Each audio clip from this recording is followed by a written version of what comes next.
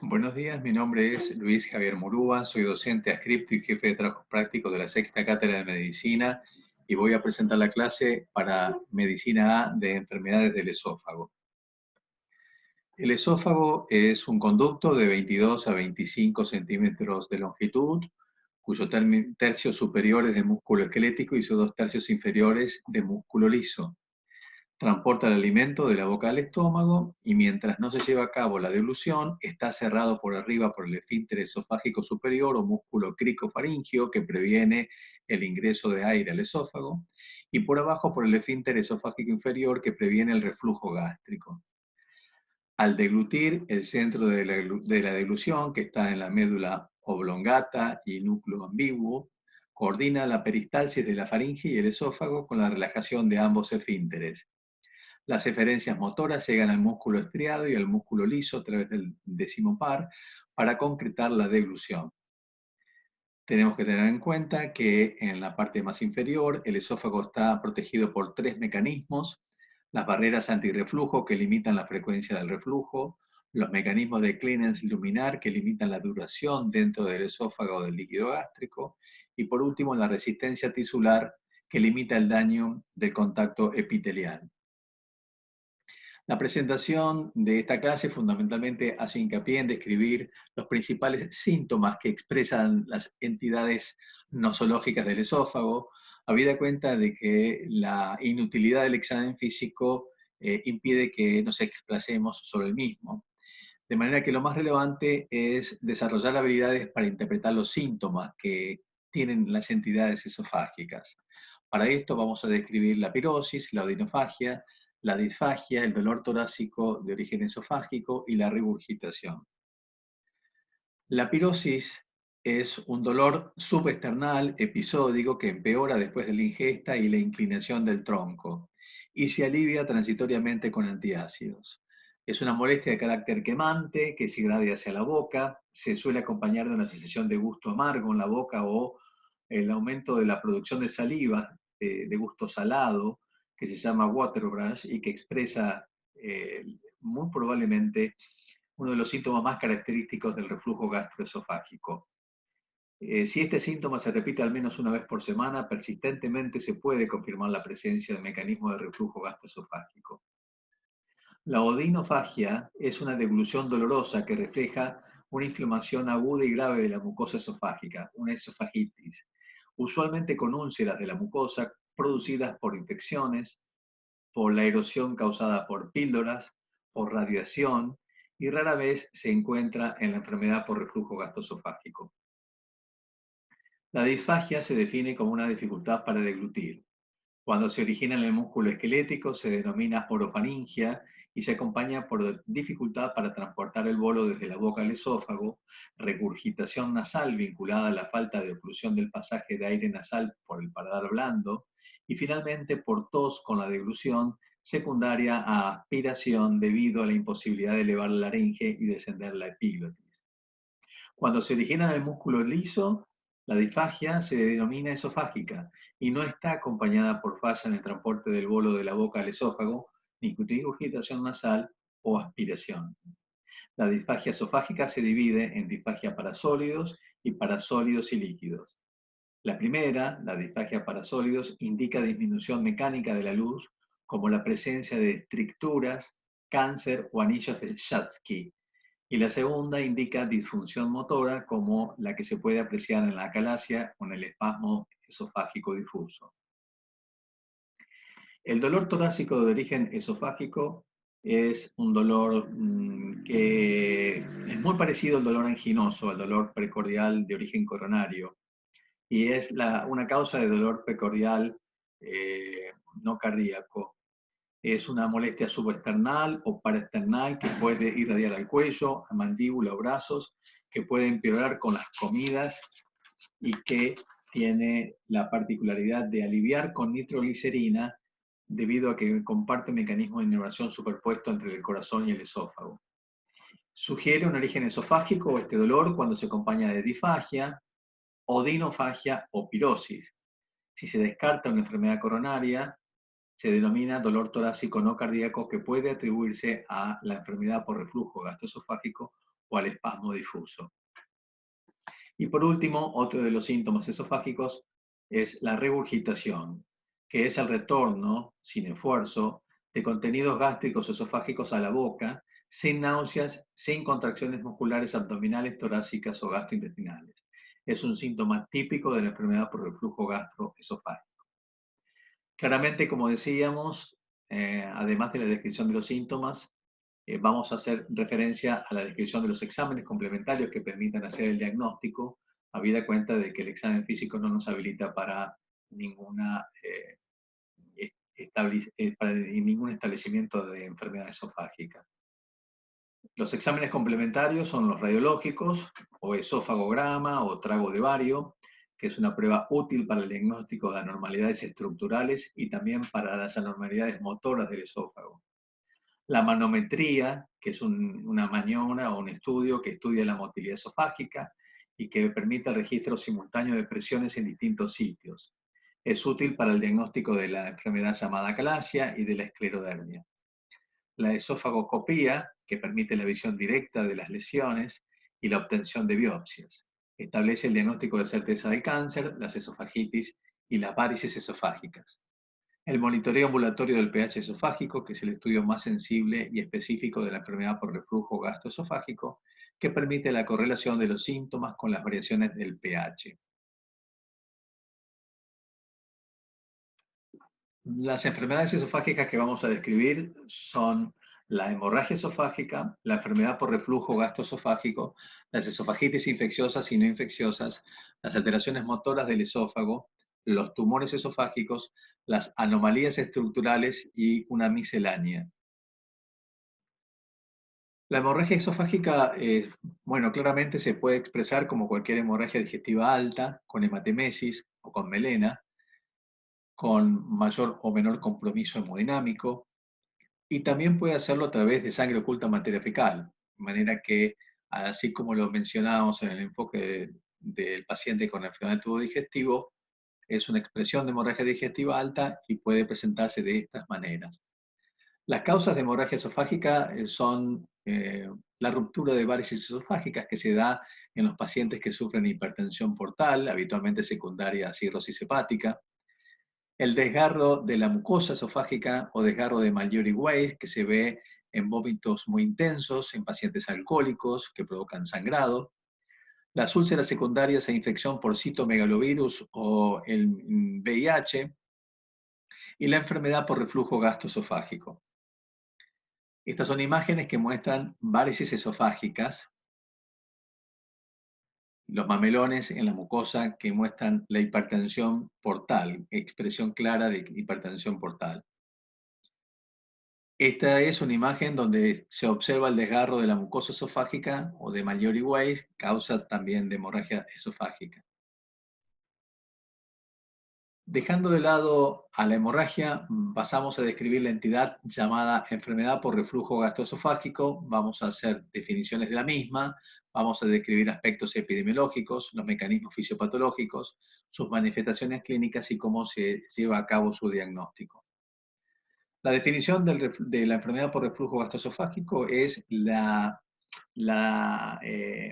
presencia del reflujo de contenido gástrico en el esófago, mediante un proceso que suele ser fisiológico y que se repite varias veces al día sin provocar síntomas ni daño. Pero cuando esto último ocurre, es decir, cuando hay un daño anatómico y cuando se provocan síntomas, entonces comenzamos a establecer la definición de la enfermedad por reflujo gastroesofágico. El daño no solamente puede ser de la mucosa esofágica, también puede ser de la mucosa orofaringia, laringia, el tracto respiratorio y el esmalte dentario. Es una de las enfermedades más comunes en Occidente. Por ejemplo, se presenta en el 45% de los adultos en forma de pirosis al menos una vez por mes. Un 20% una vez a la semana y cerca del 10% diariamente. Es más frecuente en hombres y en blancos. En los mecanismos fisiopatológicos son fundamentalmente dos. Condiciones en las que hay un prolongado contacto del epitelio esofágico con el reflujo ácido, o condiciones en las que el epitelio es dañado a pesar de la duración normal del contacto con reflujo ácido. Las manifestaciones clínicas, como lo hemos dicho previamente, son la pirosis y la regurgitación. Ocasionalmente puede causar disfagia si surgen complicaciones del reflujo y de una esofagitis grave en formas de estrictura que disminuyan la luz y provocando de esta manera una disfagia sólida. Los signos son los propios de aquellos que encontramos mediante una endoscopía en forma de esofagitis o de sus complicaciones, las estricturas o las constricciones. Otra de las complicaciones es el esófago de Barrett, que es la metaplasia intestinal en la mucosa esofágica y que es una entidad muy importante por ser una entidad preneoplásica para el adenocarcinoma de esófago. El reflujo también puede tener manifestaciones extraesofágicas, además de las que hemos mencionado esofágicas como la pirosis y la regurgitación. Y no es infrecuente que las manifestaciones extraesofágicas sean un motivo de consulta. El paciente puede tener tos crónica, puede tener disfonía, puede tener alteraciones del desmante dentario, puede tener otitis de repetición, gingivitis, sinusitis frecuentes, mecanismos de neumonía aspirativa. Y el reflujo es una entidad frecuente no solamente en condiciones epidemiológicamente prevalentes, sino también en entidades como la enfermedad de Zollinger-Ellison, en donde hay una hipersecreción de ácido clorhídrico, en la esclerodermia, donde hay trastornos de la motilidad esofágica, en la diabetes mellitus, donde hay disautonomía y trastornos de la motilidad, intubación nasogástrica y embarazo. Por supuesto, los pacientes que tienen hernia hiatal son muy proclives al mismo. Y desde luego, hay muchos hábitos que promueven reflujo, como por ejemplo la costumbre de acostarse a dormir prontamente luego de haber cenado, o la ingesta de muchos irritantes, como las infusiones calientes, el café, el mate, eh, el alcohol, el consumo de tomate, de grasas. Evidentemente los hábitos influyen mucho en la génesis de los síntomas. Estas son lesiones de una esofagitis erosiva por reflujo, donde se observan una o más erosiones en el esófago distal. Esta es la lesión asalmonada del esófago de Barrett, que como dije previamente es una entidad preneoplásica para el adenocarcinoma de esófago, causada por el reflujo gastroesofágico crónico y persistente. Esta es una complicación mecánica, anatómica, de constricción esofágica o estrictura por esofagitis causadas por reflujo, mostrada en un trago de bario que muestra este afilamiento, esta estrechez, esta estenosis esofágica distal. Pasamos a describir ahora las esofagitis infecciosas. Las esofagitis infecciosas son entidades que se pueden dar particularmente en pacientes inmunocomprometidos, aunque no necesariamente, uno también puede encontrarlas en pacientes no inmunocomprometidos. Los agentes más comúnmente responsables son la Candida albicans, el herpes simple y el citomegalovirus, y los síntomas más distintivos son la odinofagia, la disfagia, la pérdida de peso y la hemorragia. Se observan pacientes que tienen inmunocompromiso por quimioterapia, en el tratamiento de rechazo a trasplantes, en pacientes VIH, especialmente con CD4 menores a 200 por milímetro cúbico, y toda presencia, por ejemplo, de candidiasis orofaringia o muguet bucal, que son sinónimos, debe hacer pensar en esofagitis por cándida, pacientes inmunocomprometidos, por ejemplo.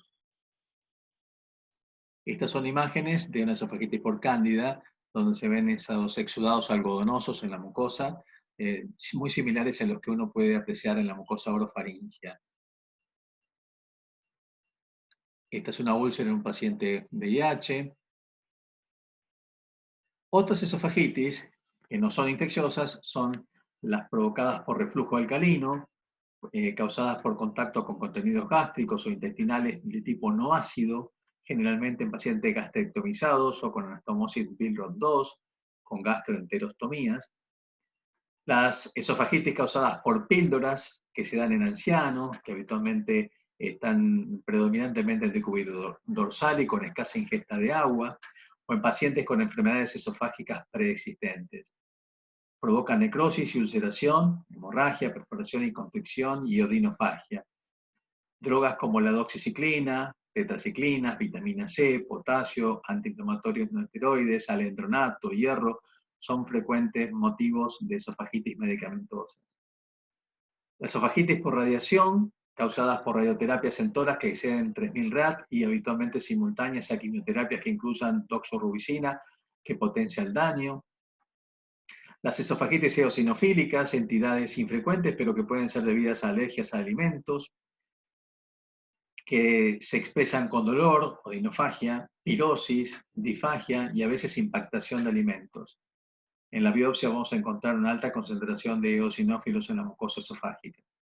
Y por último, las esofagitis cáusticas, causadas por la ingesta accidental en niños o en pacientes que intentan el suicidio, con agresores como la soda cáustica, detergentes, líquidos de batería. Acá tenemos imágenes de esofagitis por píldoras, donde se ve lesionada la mucosa esofágica, úlceras en la hora 1 y 4. Esofagitis eosinofílica, con esos infiltrados eosinofílicos abundantes en la mucosa, y la forma de anillos o pliegues en anillos en la mucosa esofágica. Pasamos a describir las alteraciones motoras del esófago. Vamos a hacer referencias a la acalasia, el espasmo difuso, a las afectaciones de la esclerodermia y el espasmo rompenueces. Las alteraciones motoras del esófago se expresan con dolor torácico, con disfagia o con ambos. Se puede presentar con una disfagia para sólidos y también para líquidos. Hay dos tipos de disfagia, hay que tener en cuenta esto antes de pasar a detallar las alteraciones motoras. Recordemos la disfagia orofaringia, alta debido a alteraciones neuromusculares de la orofarinx y a la parte del músculo esquelético del esófago, y que incluyen enfermedades sobre todo neurológicas como los accidentes cerebrovasculares, la enfermedad de Parkinson, la esclerosis lateral amiotrófica, la esclerosis múltiple, la miastenia gravis, entidades como la polimiositis, la distrofia miotónica. La otra disfagia es la disfagia esofágica debido a enfermedad del músculo liso, que no presenta dificultad para el paso de alimentos al esófago, ni regurgitación nasal, ni tos, pero sí disfagia para sólidos y líquidos que indica la falta de discriminación del tamaño del bolo. La acalasia y el espasmo difuso son entidades de la motilidad primarias, la esclerodermia es de una entidad secundaria, y el estudio que uno elige para establecer estos diagnósticos de la motilidad es la manometría, que es el estudio de elección cuantitativo para estas entidades. La acalasia, que etimológicamente quiere decir fasa para relajar, es el más común de los trastornos motores primarios del esófago, de etiología desconocida, aparece entre los 30 y los 60 años, anatomopatológicamente expresa la degeneración de los nervios del plexo de Auerbach, aunque los cambios también pueden ocurrir por trastornos del décimo par y en el centro de la delusión. La consecuencia es el aumento de la presión del esfínter esofágico inferior, una relajación incompleta del esfínter esofágico inferior en la delusión y aperistalsis en el cuerpo del esófago. Esos son los tres rasgos fisiopatológicos de la acalasia. La disfagia para sólidos y líquidos es el primer síntoma. La regurgitación es común, al igual que la tos nocturna. La pirosis y el dolor torácico ocurren en 1/3 de los casos. Se puede presentar también acompañada de pérdida de peso. La enfermedad de Chagas puede imitar a la acalasia produciendo megaesófago. En una placa de tórax se va a ver un ensanchamiento mediastinal con un nivel hidroaéreo y falta de burbuja gástrica. Este ensanchamiento va a representar la aperistalsis esofágica, y el estrechamiento inferior en pico de pájaro muestra ese aumento de presión del esófago inferior. El trago de bario va a mostrar estas características, a veces con nivel hidroaéreo, y la manometría puede confirmar el aumento de presión en el esfínter esofágico inferior y la aperistalsis del cuerpo del esófago. Es conveniente realizar una biopsia para descartar neoplasia antes de iniciar el tratamiento, debido a que una neoplasia puede dar lugar a una acalasia. El espasmo difuso es infrecuente, se presenta con dolor, disfagia o ambos. Se cree que es responsable del dolor torácico no cardíaco, pero no puede confirmarse que sea así. Es difícil la confirmación por la intermitencia de los síntomas. Está vinculado a degeneración de los nervios del plexo de Auerbach y en ocasiones evoluciona a acalasia. En el trago de bario aparece con contracciones espontáneas, intensas, no propulsivas, de ondas terciarias que dan el aspecto de sacacorchos. Esta imagen no es una patognomónica o característica porque también se lo puede ver en el presbiesófago del anciano. En la manometría no tiene un patrón específico y es difícil de distinguirlo de los espasmos que puede tener un paciente diabético o el paciente con amiloidosis, esclerodermia o reflujo gastroesofágico. Una entidad secundaria que puede provocar alteraciones motoras en el esófago es la esclerodermia. El esófago es el órgano gastrointestinal más afectado en la esclerodermia. Se manifiesta con una baja presión del esfínter esofágico inferior y aperistalsis. Baja presión en el esfínter esofágico inferior y aperistalsis. El esfínter superior y la parte del músculo esquelético son normales. Los síntomas que puede dar son los de disfagia, regurgitación y pirosis. Y finalmente, otro trastorno de la motilidad es el esófago en rompenueces, que es un hallazgo más bien manométrico frecuente en pacientes con dolor torácico no cardíaco.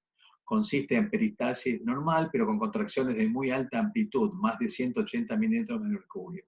Los pacientes usualmente muestran síntomas de depresión o ansiedad. Continuamos describiendo los tumores esofágicos, fundamentalmente el carcinoma epidermoide o de células escamosas y el adenocarcinoma.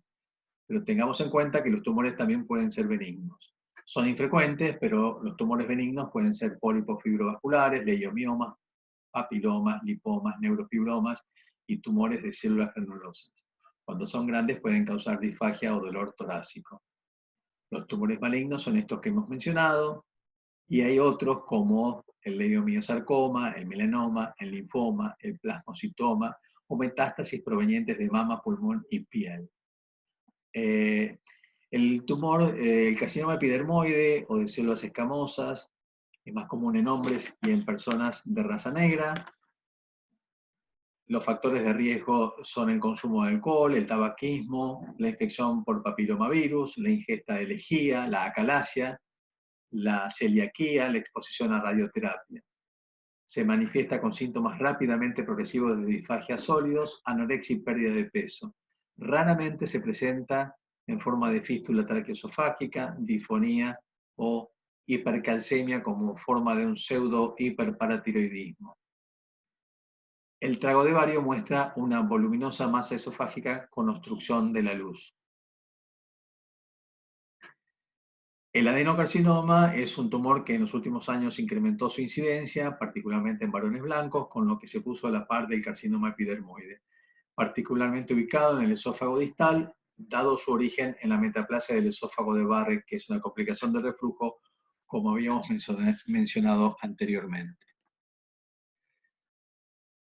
Otra de las entidades son las anomalías estructurales del esófago, como los divertículos esofágicos, los anillos esofágicos y las hernias.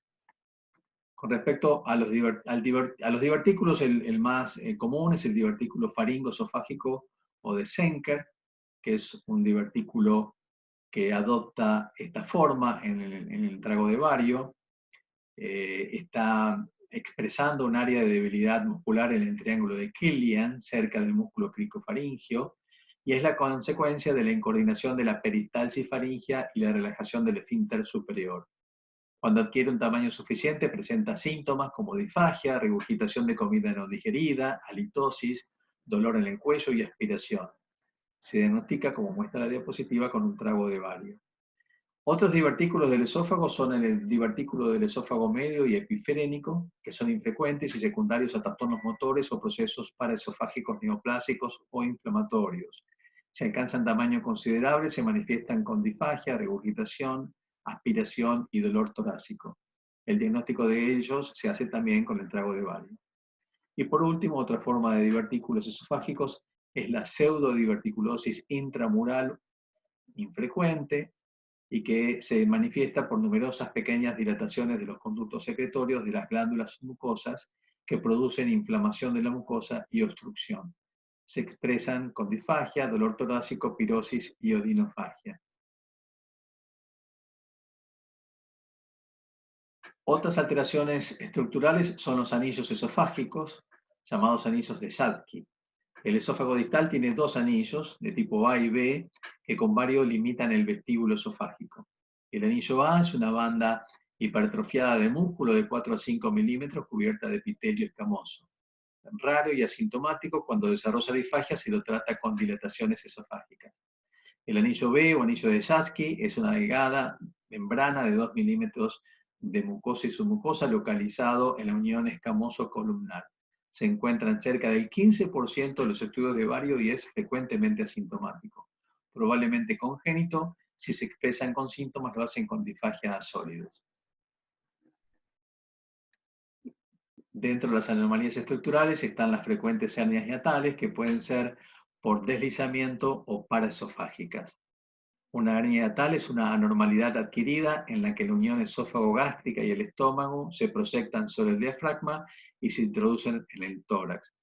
Frecuentes hallazgos radiológicos endoscópicos debidos a la pérdida de elasticidad del ligamento frenoesofágico o al ensanchamiento de la crura. Son comunes en la enfermedad por reflujo gastroesofágico. Las hernias paraesofágicas son infrecuentes y resultan de un defecto en la membrana frenoesofágica. La unión esófago-gástrica permanece fija y el estómago se hernia dentro del tórax. Usualmente asintomática y en ocasiones puede causar dolor, disfagia y hemorragia. Para finalizar, hacemos referencia a una miscelánea, como por ejemplo la presencia de cuerpos extraños en el esófago que van a causar dolor en el cuello, dolor torácico, disfagia o dolor a la deglución. También pueden causar aspiración, neumonías u otras complicaciones por la obstrucción. Los traumatismos esofágicos, que se dan en traumatismos del tórax, heridas de cuchillo o con complicaciones de instrumentación médica. El desgarro de Mallory-Weiss, que es un desgarro de la mucosa producido por el aumento de la presión intraluminal. Cuando la ruptura de este desgarro es completa, se denomina síndrome de Boerhaave, provocando una mediastinitis que se expresa con dolor, fiebre, enfisema subcutáneo, derrame pleural, neumotórax y mediastinitis. Cuando la ruptura es intraabdominal puede producir peritonitis y sepsis. Y por último, anomalías congénitas como la presencia de una arteria subclavia derecha aberrante que puede provocar disfagia por compresión. También hay que tener en cuenta dentro de la miscelánea la compresión esofágica que ejerce el raquis cervical cuando hay alteraciones de tipo vinculadas a la osteoartritis crónica. Bueno, con esto damos por terminada la clase teórica de enfermedades del esófago. Espero que sea de utilidad. Buenos días.